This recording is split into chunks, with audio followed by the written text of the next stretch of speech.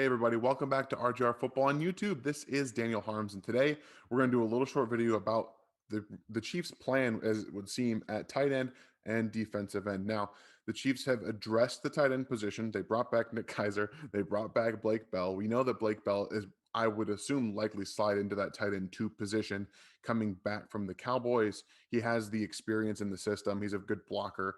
A good blocker in terms of being a tight end too. So I assume he's going to slide in right there. Keiser, again, a guy they liked on the team, is not a great blocker from what I've seen. Definitely can be used more of an athlete in terms of running routes, but they didn't do that a whole lot with him in 2020.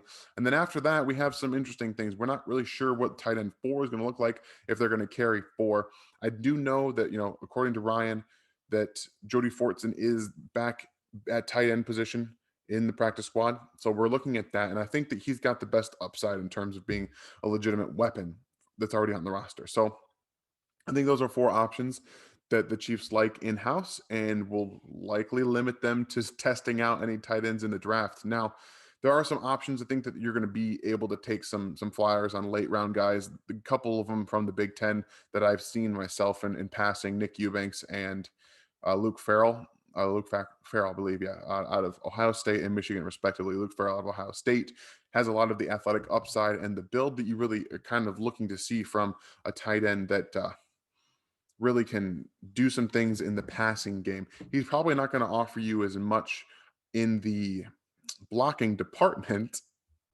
but I think that he's got the ability to really bring in a field stretching option over the middle.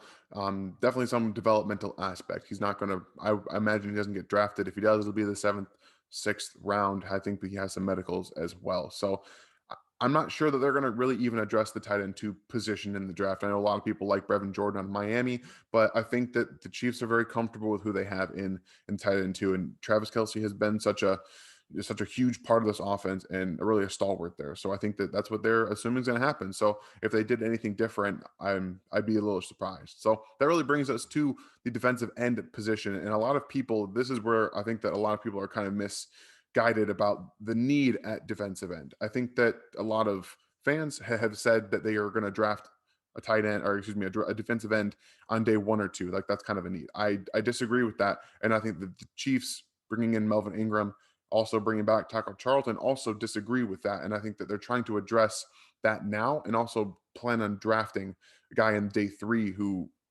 is going to have some upside. There's a lot of physical profile guys that really fit into what Spags like to do. They took Mike Dana last year, who's also going to come back and be part of this defensive end rotation. We can't forget about Tim Ward, who has a lot of the same kind of physical traits that the Chiefs like, and he played at the end of the season there. So I think he's going to be inserted into this rotation as well. If they land Melvin Ingram, that's 4 and 5 defensive ends now. So you've got Frank Clark, you have Taco Charlton, you have Mike Dana, you have Tim Ward, and you have possibly Melvin Ingram. So I think that's what we're really looking at for the defensive end room going into the season. I think they're going to take a shot on somebody in day three. A guy that I really personally like, and he stuck out when I was watching the Dylan Radins film from NDSU, the left tackle there, is Ellerson Smith. He was asked going in from his junior year to his senior year to put on about 20-ish pounds, and he's 6'6". He's got long arms. He has some burst off the end as well, and he didn't lose that burst when he put that weight on, which really is intriguing to me. He came into the Senior Bowl and was really effective against the left tackles in the senior class, some of the top guys too. So I think that that's really telling for me in terms of a guy that I think can come in, be part of a rotation, and earn a spot in that rotation early on, not necessarily have to be someone on the practice squad that you call up in case of injury. I think he could actually carve out a role there. He's probably a little bit further along in his pass rush plan than a guy like Tim Ward, and he also offers that same length and run stopping prowess in terms of setting the edge pretty decently. So that's really the thing there. And I don't think that the Chiefs really are going to aggressively address these two positions myself.